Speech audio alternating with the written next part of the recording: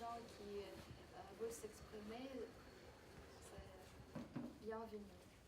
Mais moi personnellement, je sentais très bien aujourd'hui, il faisait très chaud et il y avait des sons, il y avait l'acoustique à l'église, il était, pour moi c'était la combinaison de la lumière qui passe à travers le vitrage et le son dans l'église, c'était pour moi le mélange incroyable. Bah, c'est juste parce que moi je fais cette balade déjà 3e fois, donc pour moi c'était ce mélange qui m'a beaucoup touchée aujourd'hui.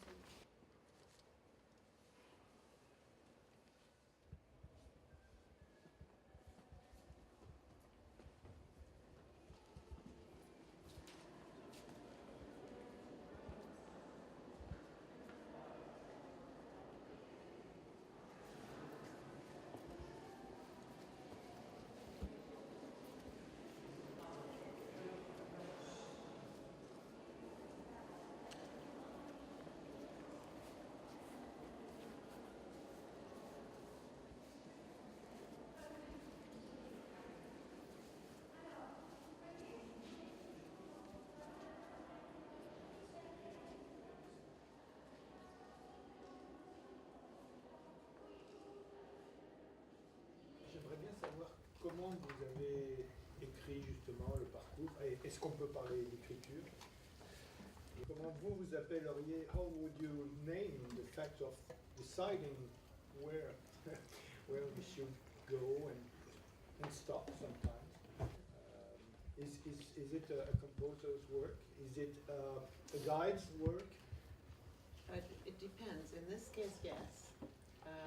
Anastasia wanted to compose the work, and so she spent many hours exploring the area and deciding in the end what fits into 1 hour and still promises to be interesting.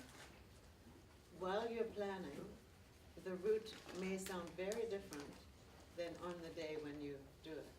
So you can never expect, like a composer, you cannot expect the musicians to perform properly. Framework, but it basically depends on the listener, himself or herself, how rich the experience is.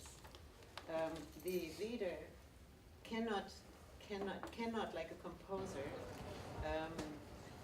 presume responsibility for the quality of the listening experience.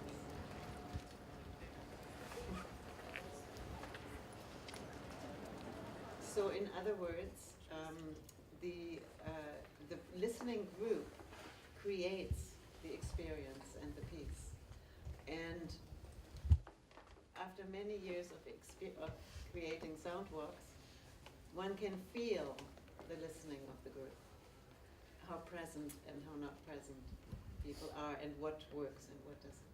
Peut-être quand on s'est arrêté à la rue de la République, là, dans Saint-Denis, quand on a vraiment pu se poser, écouter, prendre le temps d'écouter un seul environnement en fait, qui change, et nous par contre on ne bougeait pas, c'est intéressant.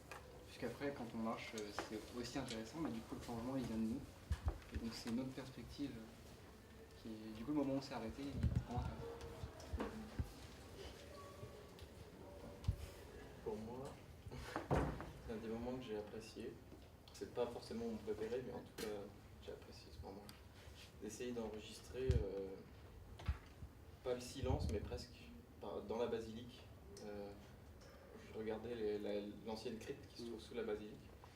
Et donc, j'essayais de. Enfin, j'essayais pas en fait. Je mettais mon enregistreur là pour le silence, mais il n'y a pas réellement de silence, il n'y a pas non plus réellement de bruit. Mais c'était plutôt un sentiment, quelque chose de solennel, c'était plus avec moi et ce qui m'entourait. Et donc j'étais plus proche d'un sentiment que d'un son, mais mon enregistreur était là quand même pour marquer le moment. Voilà. Quel sentiment quand tu as entendu ce silence, qu'est-ce que tu as eu comme sentiment? le silence, lui, m'a pas déclenché de sentiment, c'était l'atmosphère. Avec le silence aussi, mais c'était un tout. Et c'était. Je me sentais une sorte d'apaisement en lien avec un passé, un futur, un tout. Donc tu as senti ce passage entre son passé Pas un passage, juste un sentiment, un rapprochement avec un tout, une atmosphère. C'est tout, c'était juste. C'est souvent c'est un sentiment qu'on peut retrouver. C'est souvent dans les endroits un peu religieux, mais tout en étant en lien avec l'histoire.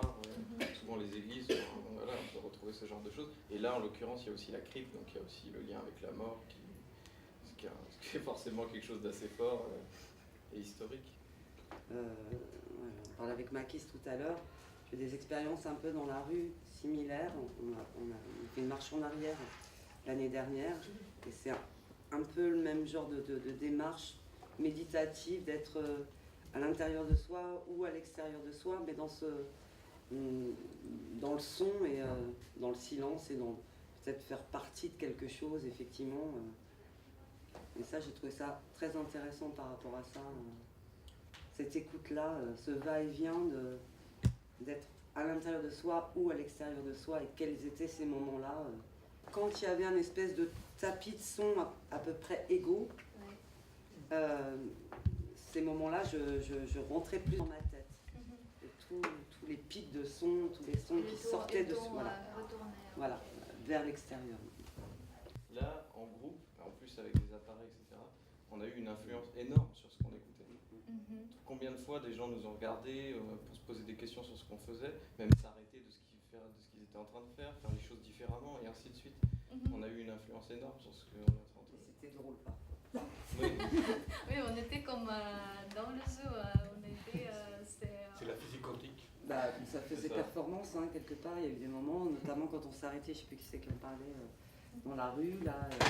C'était. Moi, je fais de la performance de rue et on y était complètement, quoi. Il y avait ce truc-là. Qu'est-ce que fait ces messieurs? Oui, c'était là. Oui, il n'a pas bougé. Après, c'est vrai que les zooms, la perche et tout ça, il fait aussi énormément. Mais il y avait un côté performance qui était super intéressant. Et effectivement, il y a une connexion sur. Là, avec le groupe, avec les instruments, c'est vrai qu'il y a de la réaction aussi par rapport au son. Moi, je pense que pour moi, c'est plutôt concentration. Même le son et aussi l'image. Avec ce balade, j'ai capté beaucoup plus que l'habitude. En général, quand je marche, je regarde beaucoup, j'essaie d'observer, de faire une balade comme ça, sans parler, concentré. Je pense que même pour l'image, maintenant dans ma tête, il y a beaucoup plus d'images que d'habitude. Que normalement. Donc c'était plutôt concentration, mais concentration agréable ou désagréable? C'était Pour l'instant, c'était agréable.